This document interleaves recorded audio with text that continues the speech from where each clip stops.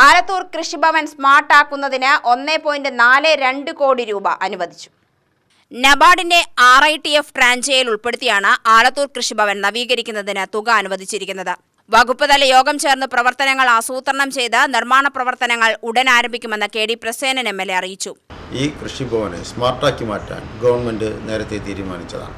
വളരെ ചെറിയ ഒരു സ്ഥലം മാത്രമേ ഉള്ളൂ എന്നുള്ളതുകൊണ്ട് ആദ്യഘട്ടത്തിൽ നമുക്ക് ഇതിനാവശ്യമായ സ്ഥലം ലഭ്യമായിരുന്നില്ല. ഇപ്പോൾ കഴിഞ്ഞ വർഷങ്ങളിലെ ഇടപെടലിൻ്റെ അടിസ്ഥാനത്തിൽ ആലത്തൂർ സീഡ് ഫാമിനോട് ചേർന്ന് കിടക്കുന്ന ഈ കൃഷിഭവൻ നവീകരിക്കുന്നതിന് സീഡ് ഫാമിൻ്റെ കുറച്ച് സ്ഥലം കൂടി അനുവദിച്ച പശ്ചാത്തലത്തിൽ ഈ കൃഷിഭവനെ സ്മാർട്ട് കൃഷിഭവനാക്കി ഉയർത്താൻ വേണ്ടി തീരുമാനിച്ചു. അതിനാവശ്യമായ തുക ഗവൺമെൻറ് കഴിഞ്ഞ ദിവസമാണ് അതിന് ഭരണാനുമതി ലഭിച്ചത്. 1,42,80,000 രൂപയിലധികം തുകയാണ് ഈ കൃഷിഭവൻ സ്മാർട്ടാക്കുന്നതിന് വേണ്ടി അനുവദിച്ചിട്ടുള്ളത്. കേരള ലാൻഡ് ഡെവലപ്മെന്റ് കോർപ്പറേഷനാണ് നിർമ്മാണ ചുമതല. കാർഷിക മേഖലയുടെ വികസനത്തിന് കൃഷിഭവനുകൾ രൂപീകരിച്ച മുൻ കൃഷിമന്ത്രി VV രാഘവന്റെ സ്മരണാർത്ഥം കൃഷിവകുപ്പ് ഏർപ്പെടുത്തിയ പ്രഥമ VV രാഘവൻ പുരസ്കാരം 2022-23 ആലത്തൂർ കൃഷിഭവന് ലഭിച്ചിരുന്നു.